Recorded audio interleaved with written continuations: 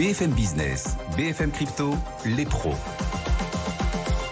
L'avenir est le seul endroit où l'on est tous certains de passer le restant de nos jours et l'on y consacre 25 minutes chaque vendredi aux blockchains. Les blockchains qui contiennent effectivement une fraction de l'avenir avec les cryptos, le Web3, l'univers global du Web3 dont nous parlent nos pros. Ils sont là, ils sont prêts dans les starting blocks. Claire Balva. Bonjour Claire. Bonjour Guillaume. Experte crypto indépendante. Owen Simonin nous accompagne aussi. Bonjour Owen. Votre chaîne YouTube Hasher avec un H au début. Vous êtes Owen aussi à la tête de Meria. Puis Xavier Fenot nous accompagne pour Interactive Trading. Salut Xavier. Bonjour Guillaume. Content aussi de vous retrouver. Bon, on a des nouvelles encore aujourd'hui du côté de Binance, sans impact réel en tout cas là à l'instant T sur le Bitcoin. Bitcoin qui progresse un tout petit peu. Allez, 26 615 $. C'est vrai que malgré l'actualité de la SEC, donc l'autorité des marchés aux États-Unis qui attaque Binance et Coinbase, Bitcoin et Ethereum finalement s'en sortent pas si mal. Alors on a comme toujours, lorsqu'on a ce type de mauvaises nouvelles, au minimum une réaction émotive qui se matérialise par un pic de volatilité, lui-même qui est provoqué par des prises de décision qui sont rapides, violentes et excessives. Alors quand je dis excessive, c'est lié soit à une décision donc antérieure trop exposée, et quand on investit plus que ce qu'on a sur son compte d'investissement, c'est l'effet de levier, soit on prend des positions short de vente au son du canon, et là aussi avec effet de levier. 300 millions de dollars de positions acheteuses ont été liquidées sur l'ensemble du marché parce que Bitcoin perdait quoi ? Seulement 4%, et presque 100 millions de dollars de positions de vente liquidées en une journée quand le lendemain, justement, le Bitcoin est revenu à son point de départ d'avant la news. Donc preuve déjà que l'effet de levier, au-delà d'être dangereux, c'est quand même contre-productif puisque Bitcoin finalement est toujours au même point depuis le début du mois de mai, autour de 27 000 $, Ethereum autour de 1 850 $. Alors ce qui semble assez certain, c'est que tant que cette affaire ne sera pas derrière nous, ça va peser à court terme, empêcher Bitcoin et Ether de passer le cap des 28 000 $ pour l'un, 1 900 $ pour l'autre, en gardant en tête quand même que 25 000 $ sur Bitcoin et 1 700 $ sur Ether, je vous en parle en fait quasiment toutes les semaines, ce sont les deux seuils à préserver pour garder le cap aussi à moyen terme, entamé depuis le début de l'année, et pour le moment, ces seuils tiennent. Et là où c'est plus difficile, ce sont les altcoins qui tentaient avant ça de trouver de l'inspiration avec la bonne tenue de Bitcoin et Ether. Et cette nouvelle, en fait, a stoppé net cette tentative de retour de dynamisme positif des altcoins. Donc, ambiance lourde à court terme, mais pas de dégradation à moyen terme.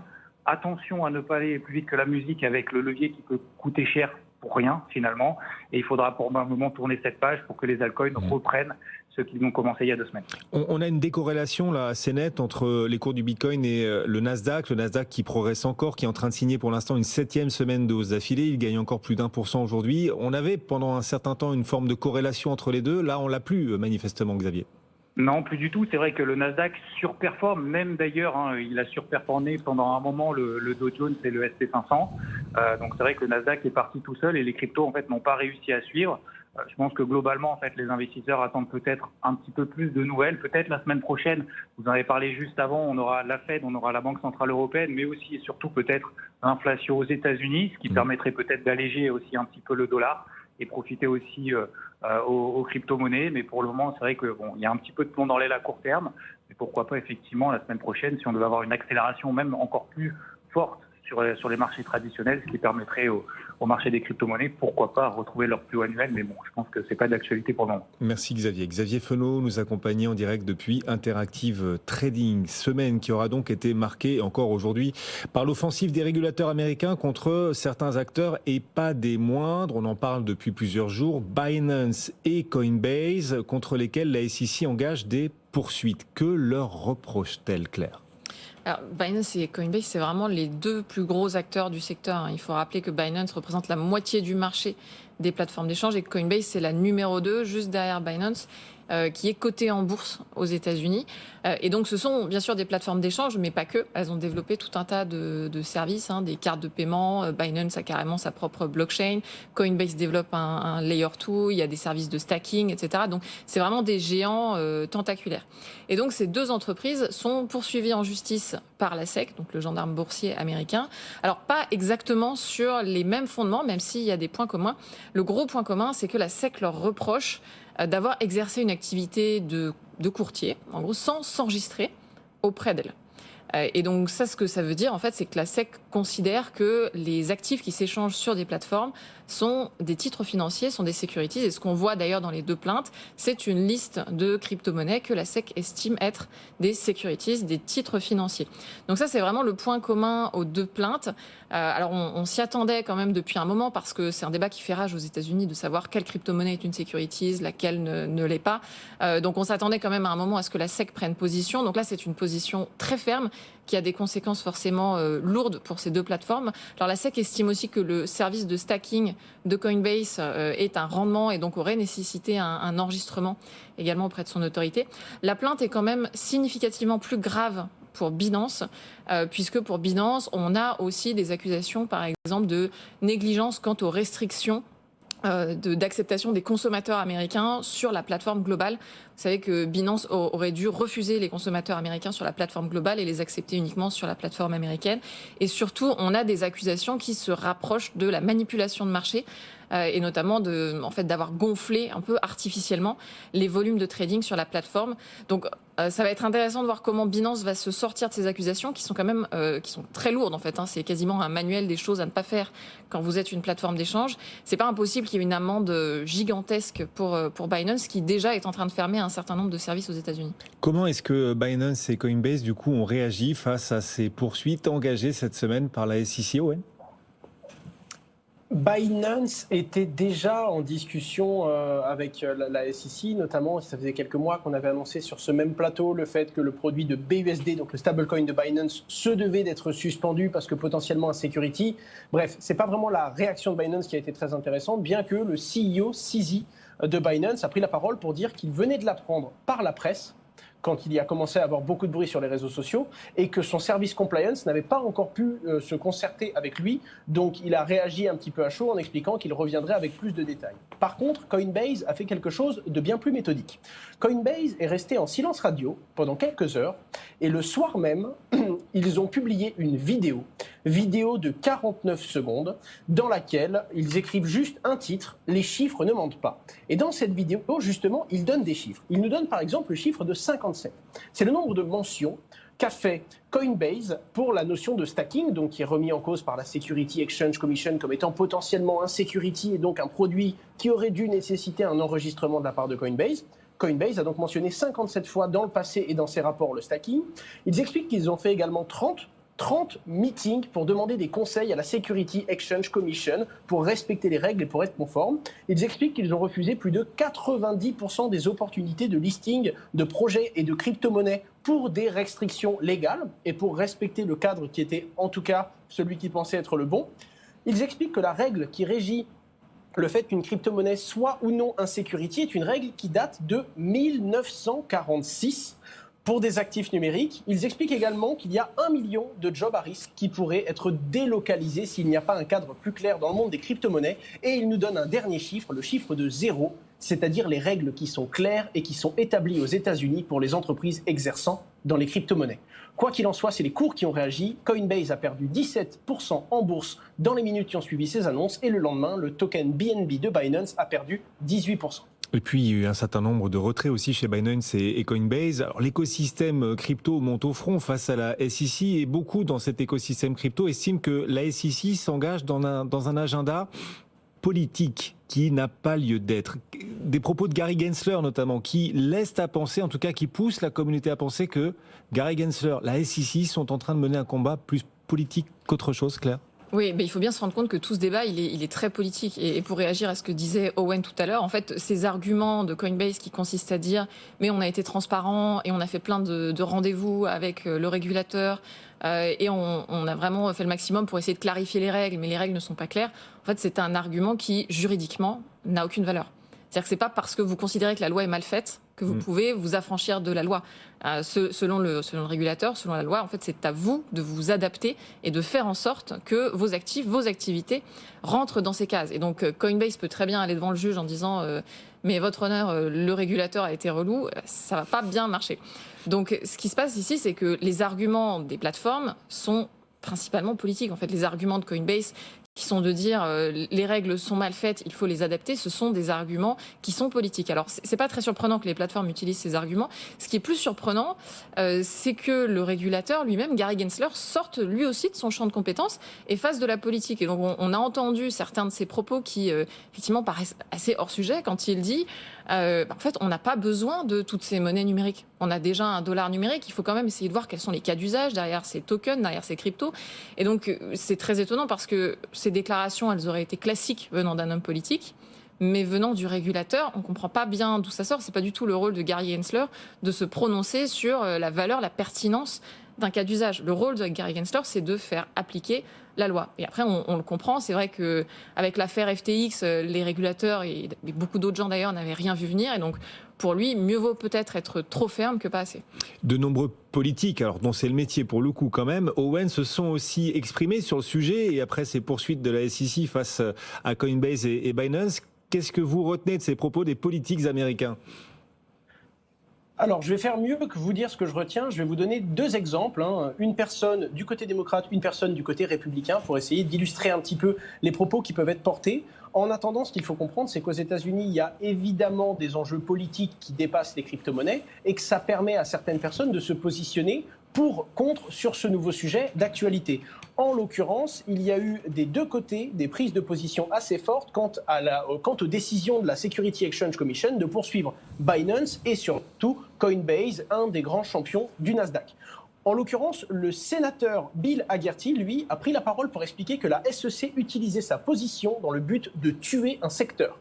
Tout simplement le secteur de la crypto-monnaie. Ils ont même été très loin parce qu'un petit peu après, Gary Gensler a pris la position en expliquant que les États-Unis n'avaient pas besoin de plus de monnaie digitale, en faisant naturellement en faisant allusion aux monnaies numériques qui pourraient être développées, notamment les monnaies numériques de banque centrale. Et après quoi, le sénateur Bill Hagerty a repris la parole pour avoir pour le coup avoir une position beaucoup plus clivante et expliquer que c'est justement parce que la SEC essaye de tuer les fameuses crypto-monnaies libres afin de pouvoir imposer sa monnaie numérique de banque centrale et avoir encore plus de contrôle sur les citoyens. En tout cas, ce sont ses mots et ce sont des mots assez forts qu'il a utilisés sur les réseaux sociaux. Du côté démocrate, on a par exemple Richie Torres qui a pris la parole pour expliquer que les dernières mesures à l'encontre de Coinbase sont une expression flagrante du fait qu'il y a un vrai mépris pour le Congrès.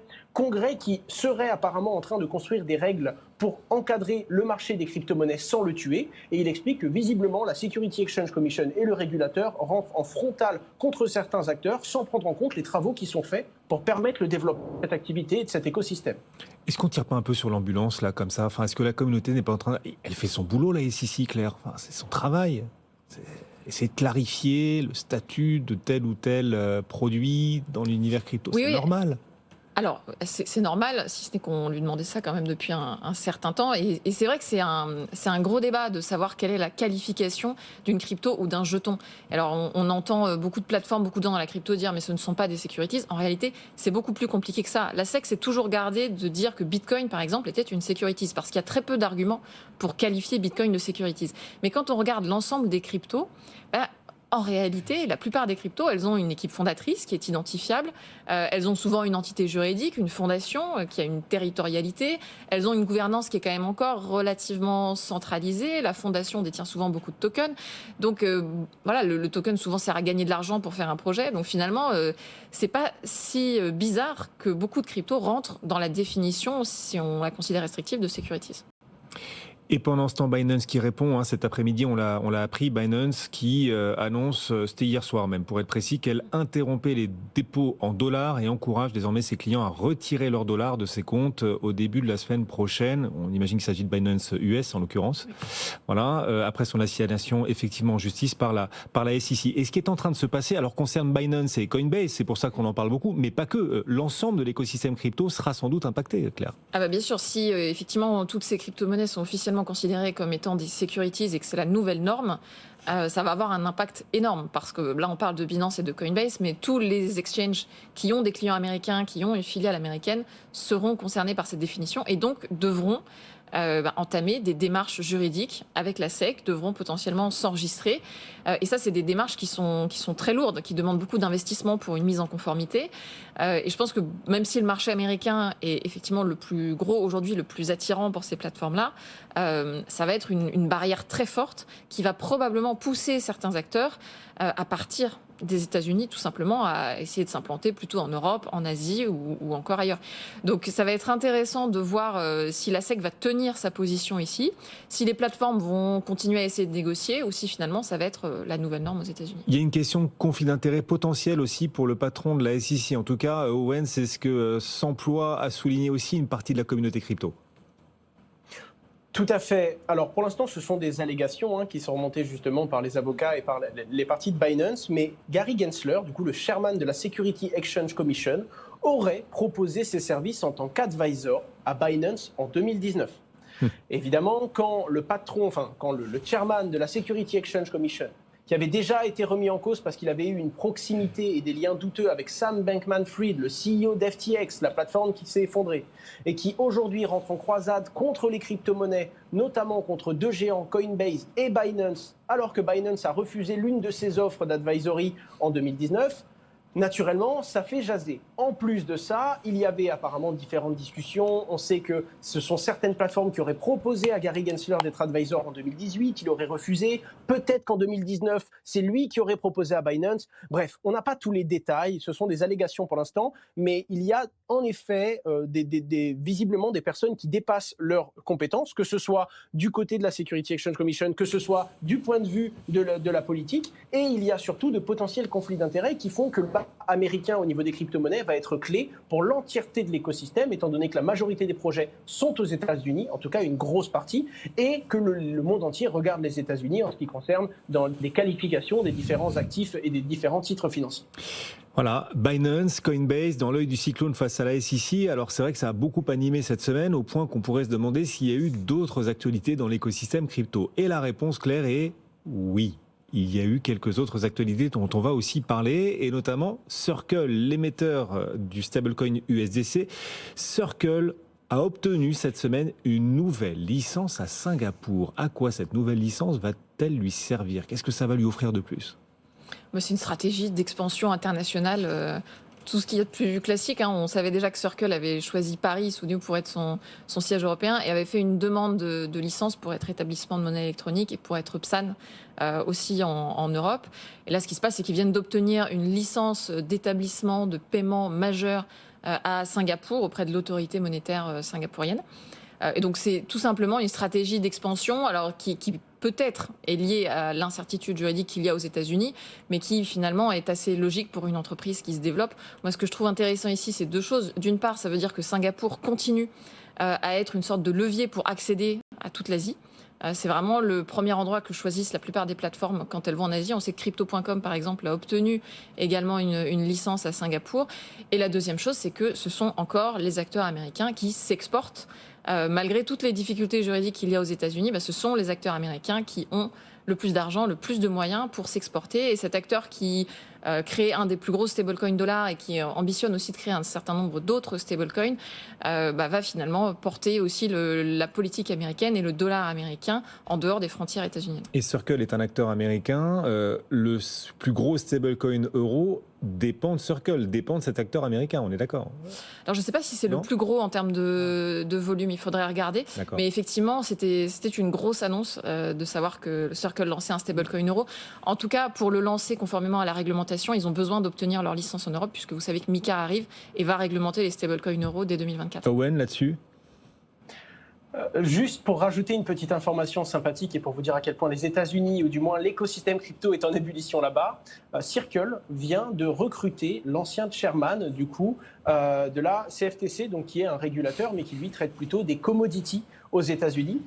Donc comme vous le savez, les crypto-monnaies, on essaie de les qualifier entre security et commodities, et en l'occurrence, Circle vient de recruter dans ses rangs l'un des anciens représentants du régulateur des commodities aux États-Unis. C'est magnifique. Non, mais parfois les choses... C'est intelligent. Ouais. Effectivement. Bon, et pour la suite, comment les choses vont-elles se construire encore pour le Web3, pour cet écosystème? La France, la place de la France dans tout cela, eh bien, il se trouve que l'État français est en train, lui aussi, de faire des pas importants. En tout cas, au moins des pas symboliques, et notamment la justice française. Oui, les institutions se convertissent au blockchain. La Cour d'appel de Paris se tourne, Owen, vers la blockchain. Comment le Web3 va-t-il pénétrer les arcanes de la justice française? En effet, c'est une annonce qui a été faite cette semaine. C'est la Cour d'appel de Paris, donc qui regroupe les huissiers de justice, mais également les commissaires-priseurs judiciaires, qui ont décidé de se baser sur des NFT pour pouvoir justement enregistrer et utiliser des documents qui se doivent d'être infalsifiables pour naturellement le bon déroulement de la profession. En l'occurrence, ils ont créé une blockchain dédiée qui s'appelle Légide et qui servirait, ou du moins qui aurait pour but, d'améliorer la prise en charge des preuves et de fournir un enregistrement infalsifiable de ces dernières. C'est quelque chose qui semble relativement intéressant. C'est l'un des usages de la blockchain, utiliser les NFT donc, et son unicité numérique afin de créer des jumeaux de documents qui, eux, se doivent justement être infalsifiables pour avoir une valeur juridique. Il y a eu quelques prises de parole, notamment une importante qui explique que c'est l'objectif de tirer ces métiers pour avoir de nouvelles pratiques avec les nouvelles technologies que propose aujourd'hui la blockchain, mais également les outils du numérique de manière générale. Naturellement, il y a un petit peu de bruit sur les réseaux sociaux et on se pose des questions. Une blockchain garantit qu'un fichier soit infalsifiable. En effet, s'il a un jumeau numérique sur la blockchain, mais également si cette blockchain est plus ou moins décentralisée. Et donc, beaucoup se posent une question. Cette nouvelle blockchain créée justement par la Cour d'appel de Paris, est-ce qu'elle est bel et bien maintenue en interne de façon centralisée, un peu comme une base de données, et ça pourrait perdre de son sens, ou est-ce qu'il y a beaucoup plus d'acteurs qui pourront à l'avenir participer au maintien de cette chaîne? Quoi qu'il en soit, c'est une avancée et c'est rare d'avoir justement des entités du gouvernement qui se positionnent et qui commencent à utiliser cette technologie. Voilà, la justice est indépendante. La Cour d'appel de Paris se tourne vers la blockchain. Merci à tous les deux de nous avoir accompagnés et de l'intérêt des blockchains aussi pour peut-être à terme réguler l'intelligence artificielle. C'est Gonzague Grandval qui nous en parlait hier. Vous pouvez retrouver le replay sur notre site BFM Crypto et notre site BFM Bourse. Merci beaucoup Claire Balva, experte crypto indépendante, et Owen Simonin, votre chaîne YouTube Asher Owen. Vous êtes à la tête de Meria également.